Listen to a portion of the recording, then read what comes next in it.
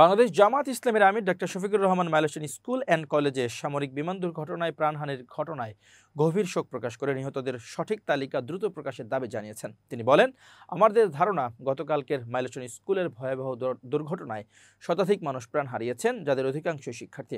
এখন পর্যন্ত সঠিক তালিকা প্রকাশ না হওয়ায় সাধারণ মানুষ উৎকণ্ঠায় রয়েছে। আমরা দ্রুততম সময়ে প্রকৃত তালিকা প্রকাশের দাবি জানাচ্ছি।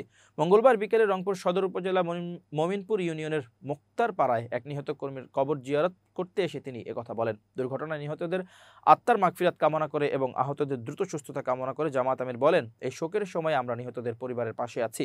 সাংবাদিকদের প্রশ্নের উত্তরে ডক্টর শফিকুর রহমান বলেন, আমরা রাজনীতি করতে চাই রাজপুত্রের মানসিকতা নিয়ে, ভিক্ষুক, চোর ও চাঁদাবাজের মানসিকতা নিয়ে নয়।